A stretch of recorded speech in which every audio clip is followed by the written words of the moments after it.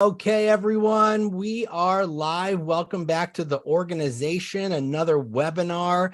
And today we have a special guest. My name is Nick Baldwin, and our special guest today is a best-selling author. He's a decorated performance coach and speaker, and his name is Jairek Robbins. He is a trusted advisor and board member to a variety of different companies, in addition to recently being appointed as president. So I'll call you Mr. President, and Chief Strategy Officer of Success Magazine. Thank you so much for being here, Jairek Robbins. It is a pleasure. We are excited and ready to go. How's it going? Hey, it's going well. Going very well. Awesome. Love it, love it, love it. So today we're going to talk about the consumer experience and how to better how to give our consumers a better experience. Elevating the consumer experience, making it better. That's always an issue, especially in the real estate space.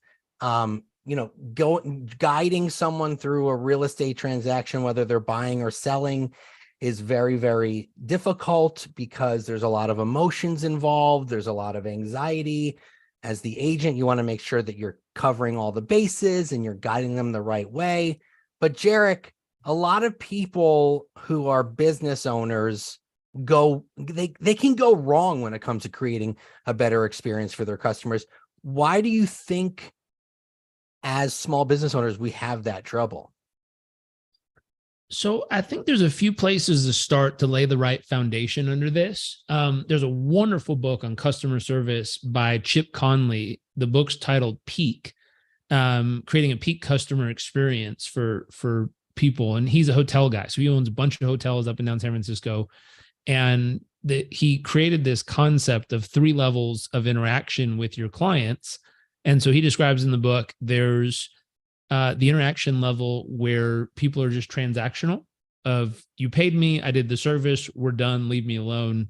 I don't know who you are, goodbye. There's relational, where you start to actually build a relationship with the people doing business with you, where as they come in, you remember their name, you remember their details.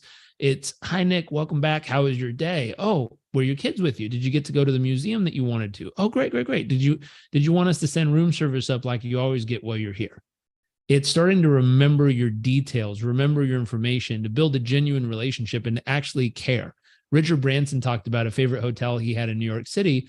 And he said, they always remember my name when I show up. And I'm like, well, that's not that hard.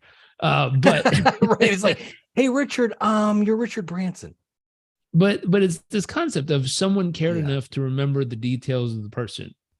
And it wasn't just remembering his name. It's, hi, welcome back. Did you want us to send up the water like you always get? Did you want us to make sure your meal was there? Did you want us? They remember the things about you.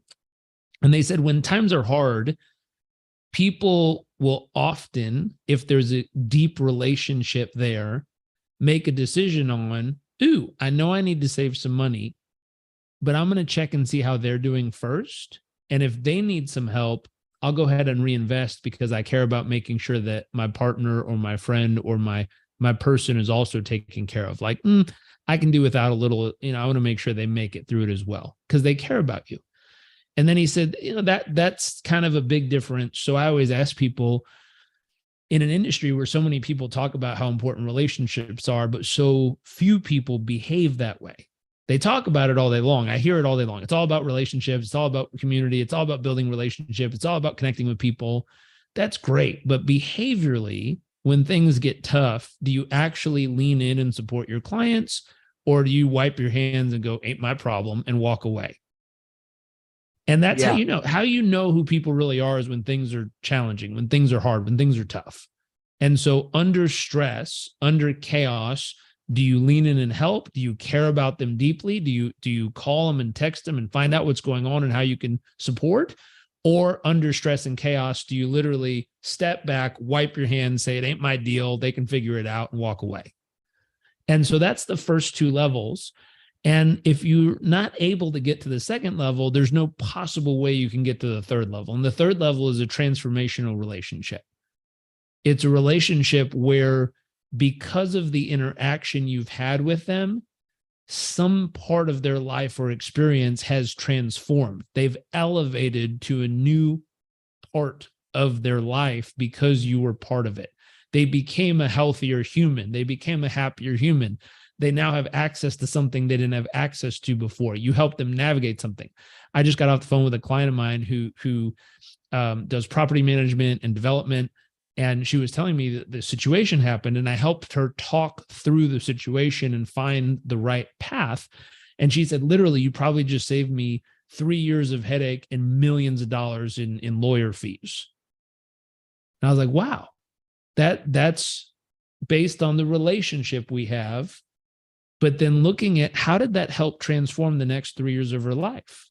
She doesn't have to sit through court meetings and sit through hearings and sit through legal battles and constantly have the stress and constantly have this ruminating on her head. And it's like, wow, we just created a transformational experience to weed out the chaos for 3 years of the next 3 years of her life. It's like, that creates a different future for her. Another way to say this is a transformational experience could be something that changes the identity of the human being involved. When someone becomes a home owner versus just a renter, their whole life and identity has changed. Do you help them identify and get specific on what that means for them? You might be helping someone who they're the first person in their family to become a homeowner. And it's like, well, that's interesting. And it doesn't matter how much money they're spending or making in this case. It's just they're the first one that actually bought a house, or they're the first one to buy a house in this part of town, or they're the first one to actually buy a home that they've always dreamed of. But that concept is their identity is changing. And I always ask people, especially in real estate, do you take time to capitalize on that conversation? What does it mean to you to make this purchase? Is this normal in your family? Does everyone do it? Or, is this a first of anything? And they're like, actually, I'm the first one to afford to buy a house in this specific neighborhood. I used to dream about this as a kid, and we could barely afford to come to a restaurant around here. And now we have a house here. That's unbelievable. Wow. I'd love to hear more about that story. And what's happening is that's a transformational life moment of this human's entire lineage, their family. Yeah. And most people, if they're so focused on the transaction of like, wow, good for you, I'm so excited. Anyways, let's go ahead and get these docs signed and move on. Well, that's actually, like they missed the moment. They missed the opportunity to actually step into that moment of transformation with the human being, celebrate them, experience it. And then I would go a step further and say, how do you help them capture that moment? How do you help them capture that moment and continually remind themselves of it? Because sometimes, I don't know if have you ever gone and like climbed a big mountain? I'm not an avid mountain climber, no, but I have climbed a hill or two. There you go. Well, I have friends who've climbed like Mount Kilimanjaro, Mount Fuji and stuff. And you see this picture. And the cool thing with Facebook nowadays is it keeps recirculating your memories from the past years. And so this memory pops up and people go, oh my gosh, I remember that moment. Oh, I mean, it was hard to get there. It took a lot of effort and time. And I remember we almost quit the day before. Like all these memories stir up. And it's like, if you're doing business with someone, how do you help remind them of those special moments that happened along the way? What do you do? I know realtors send out like, here's the upcoming sports calendar to put on your fridge so you remember my name. Yes, that's how do you remind them? And I'll give you an example. I remember during the pandemic, there was this lady who reached out to me. She was needing help with her business, and her business was making cakes, like those giant 7-level cakes. And she works in central London. She's one of the top cake makers of the world. And so she's very well known. She's very famous. Everyone who's the who's who of high society in London goes to her to get their cakes. And she's been doing this for, I think, 30 something years. She has a very reputable business. And at the time she had moved out of the city. She was out in the countryside and she was living there, and she didn't have access to anything going on that for her business. So her business was completely flat. And she said, the people in the countryside where I live can't afford the cakes I make. So I can't sell cakes around here. It doesn't make any sense. There's no weddings, parties, events, celebrations going on. So there's no reason for me to make a cake. What do I do? My business is gone after 30 something years. And I said, well, here's a question. Let me just flip it. If every person who ever did business with you was still an actively paying client, how big would your business be? And she smiled and laughed and said, oh, honey, if every person who ever bought a cake from me over all these years was still an actively paying client, I would own the BBC. I was like, oh, well, there's the problem. Why aren't they an active monthly paying client to you? And she says, well, that's not how cakes work. You don't buy a cake every day. And I was Why like, not? but why not? What if they were on a monthly subscription? She's like, I'm not going to, you don't understand the cakes I make. And I said, I get that, but you're so stuck in the way you do it. You're not paying attention to the opportunity that's in front of you. And she goes, what do you mean? And I said, you're telling me that someone who gets married wouldn't every 90 days want a piece of their favorite wedding cake with a little memento that says, remember to celebrate your love. And a little piece of their cake that from their wedding day shows up in the mail for them to just have a little bite of and remember and celebrate their love as a couple. That's actually a genius idea. You're telling me no one wants that? And she's like, I never thought of that. And I said, what about someone celebrating? They graduated from university. You don't want to be reminded that you worked really hard and actually you made, like, it could be say something funny, like you made it. Remember, you were one of the few who survived. Like you could do something silly with it, but it's this concept of people celebrating a very special moment and every so often being reminded of how special that moment is.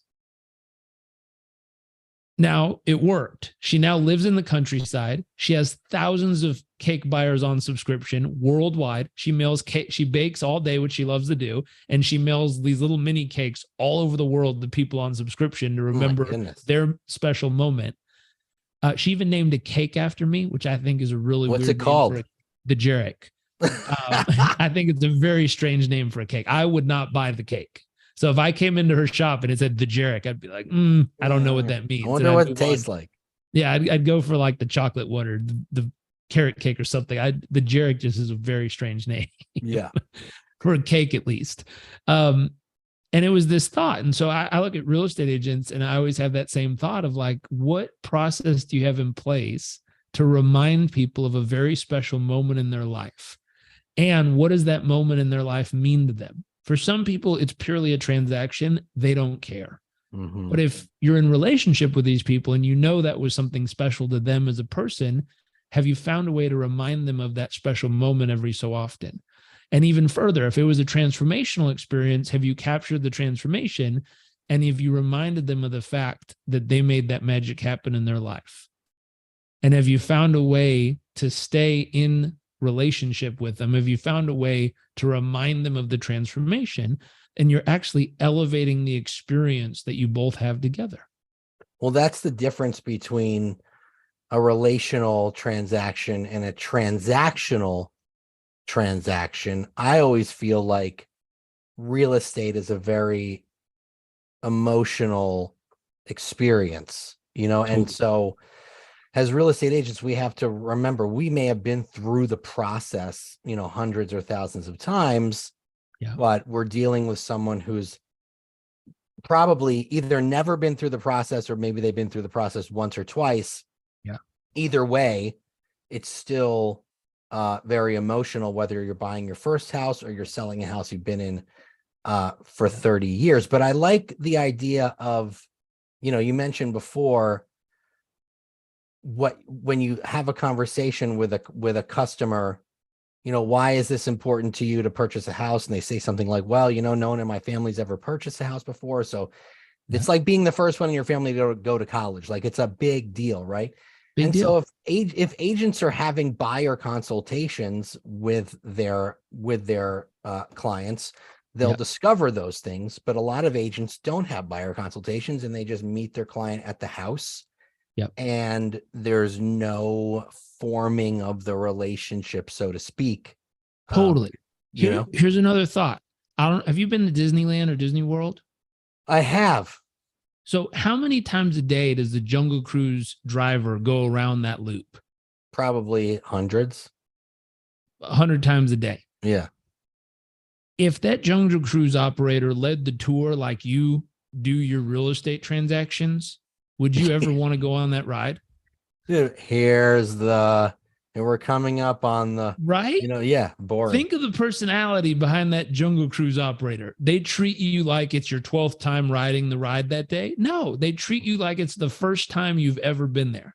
Everyone they treat the same way. It's the first time you've ever been on this ride. And do they behave like it's the 50th time they've seen the hippo come out of the water that day? No, they behave like, oh my gosh, wow, oh, watch out, everybody. Tap, cap, God. Like they make it feel like the first time. Mm-hmm.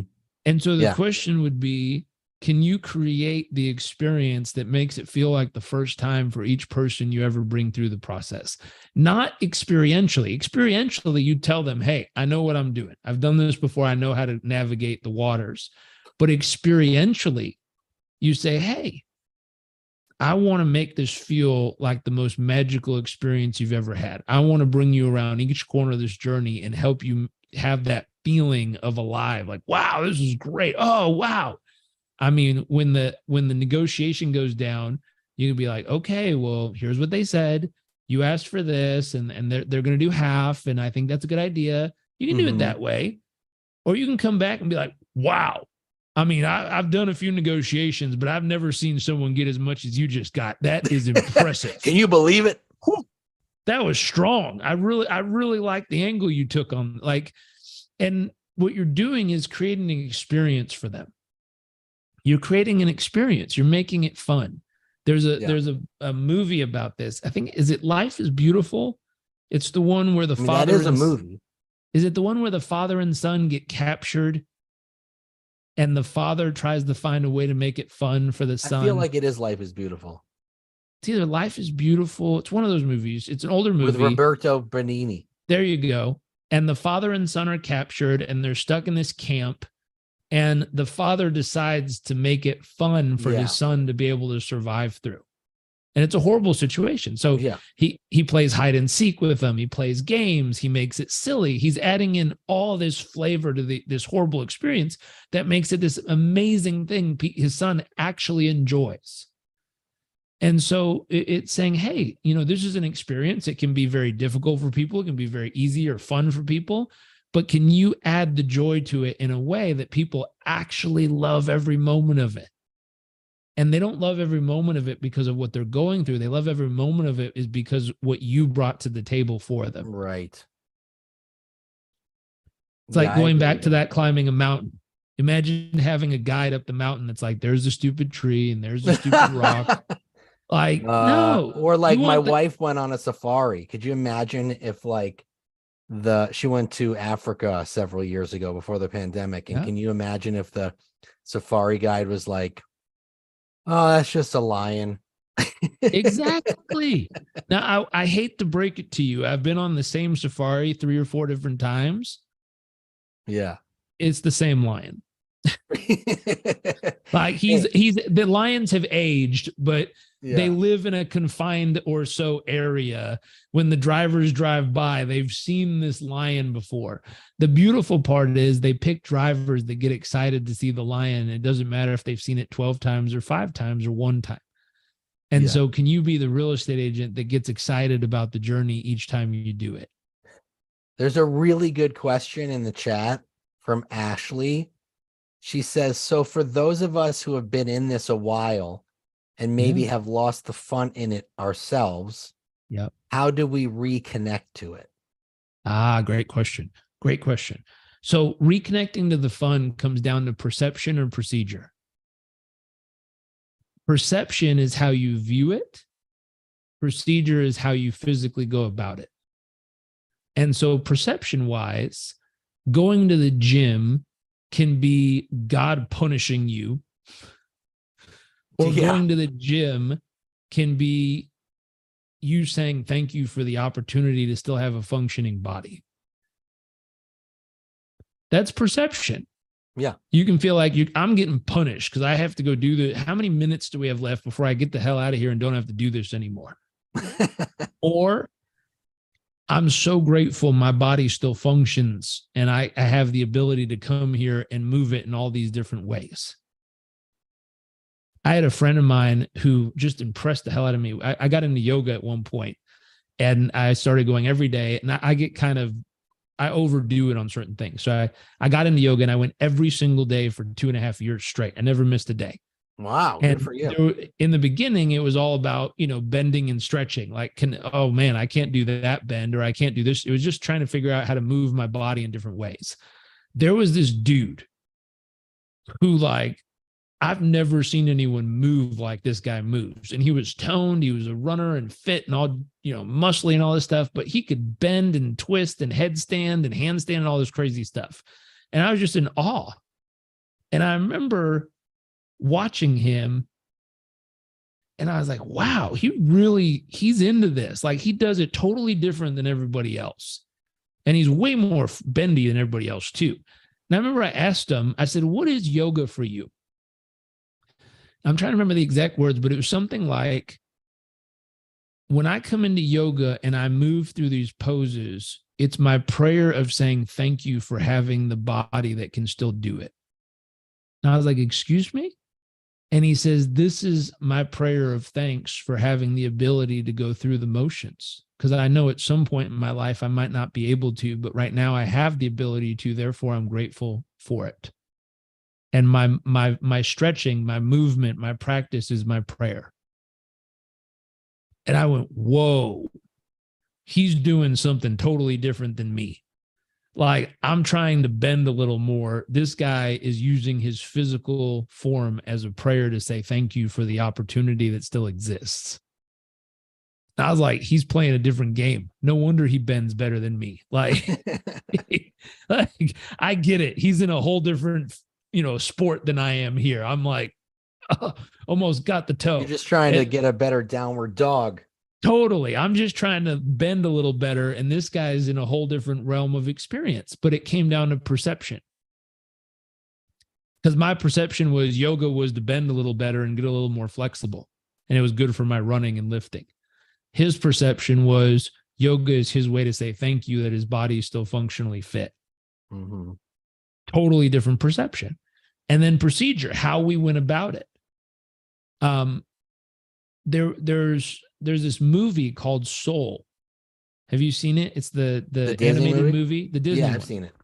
Remember when what's the number of the irritated soul? Is it like 31 or yeah, that I don't 21? remember. It's been a couple years. I forget. It's like 21 or whatever the number of the little one is that doesn't want to go to Earth. And I remember there's this scene where the little animated number takes him into this place, and there's all these people who are in the zone. There's people playing music, there's people playing basketball, there's people skiing, there's people dancing, there's people playing sports. And she describes this place as like, this is the zone, the place between the physical and the spiritual realm. And I went, whoa, that's an interesting thought. When people are in their flow state, they're somewhere existing between their physical presence and their spiritual presence. And then I said, have I heard that anywhere else? Have I heard anyone else say something like that? And I've heard of long distance runners saying stuff like that. I've heard of musicians saying stuff like that. I've heard of people who are so into the moment of what they're doing. And a good test is time disappears, you disappear, and nothing else seems to matter. Time disappears. You start doing something, you blink, and you're on the other side, and you're like, wow, it's over already? Dang, I was really enjoying it. You disappear. You're not focused on yourself. It's not, hey, am I getting screwed? What does this mean to me? What does my reputation look like? What is me? All the me disappears. You're just in the moment. And if anything, you're actually worried about them. You're like, are they getting what's right? Are they really being taken care of? Are they getting what they want? And then nothing else seems to matter. Stuff pops up in your life, and you got to think about it. When you're in a state of flow, challenges pop up in your life, and it's like, I'll figure it out. When you're not in that state, a challenge pops up, and it's like, oh my gosh, can you believe it? Like, people freak out. But when you're in that state of flow, a challenge pops up, and you're like, I'll figure it out. And you just move right through it. And so it's this concept of, back to this question, how do you make it fun again? How do you get back into it? First is perception. How do you view this? Is this an opportunity to serve? Is this what you were made to do? Is this what your DNA was built for?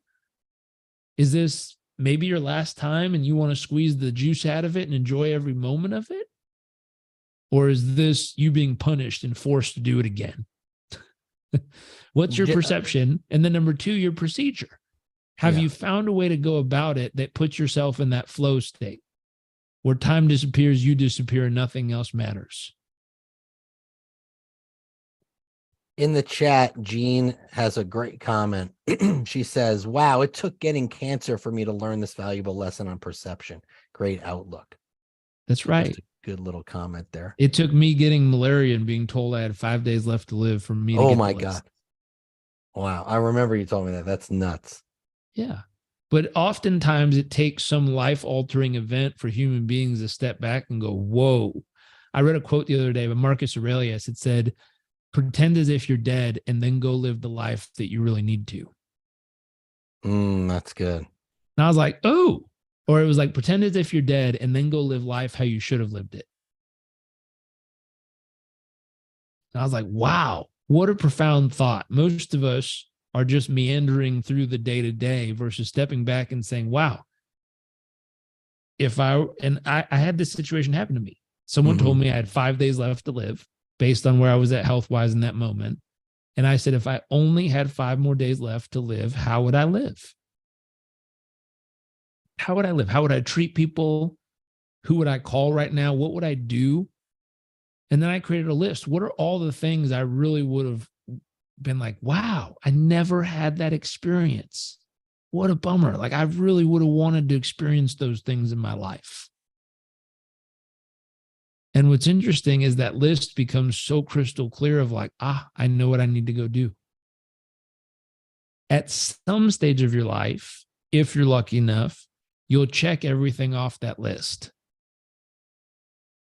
And you'll look at it and say, for me, it was, there's nothing else in my life that I want to do by myself. Well, that's good. I've done everything I can think of as a single man that I want to do on this planet. I've done it. I'm very lucky, very grateful I had the opportunity to. At one point, I almost didn't. I was told I had a few days left, but I figured out how to navigate through it.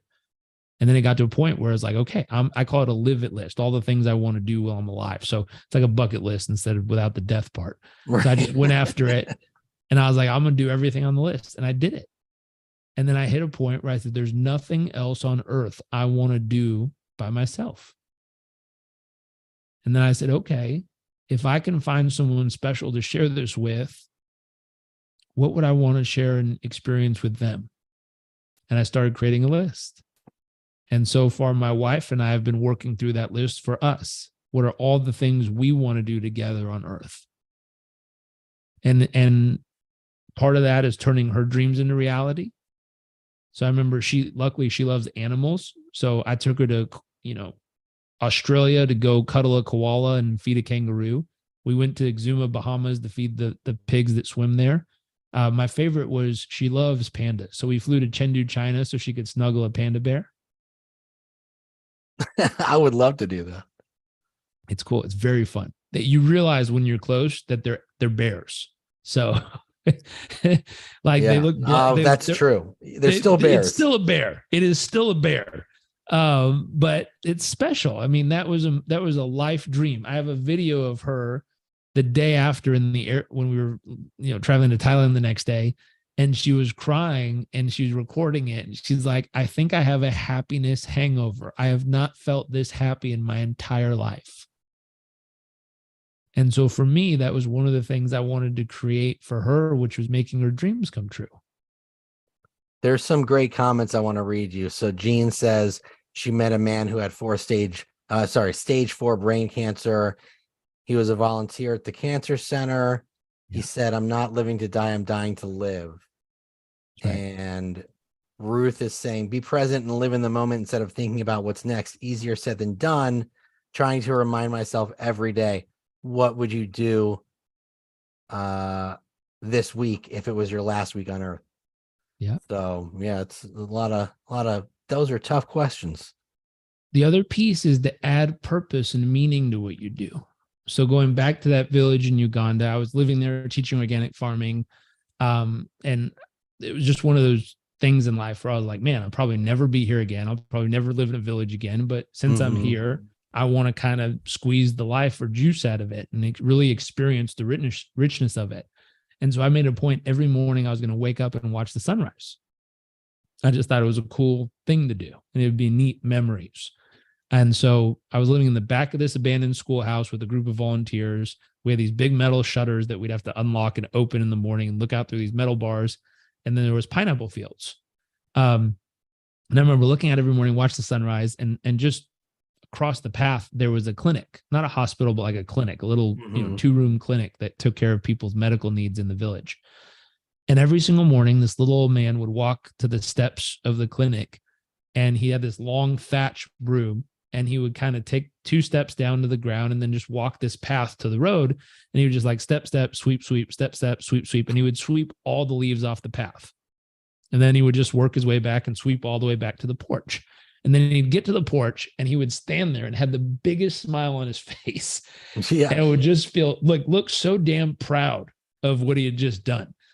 And I'd watch him, and like the first time I saw him, I was like, okay, good for him. And the second time I saw him, I'm like, wow, he's really consistent. And like the third and the fourth and the fifth time, I just kept watching him. Like, this guy never misses. Like, it's always at sunrise. This dude never misses. Like, and he's so fucking happy about it all the time. Like, what's going on?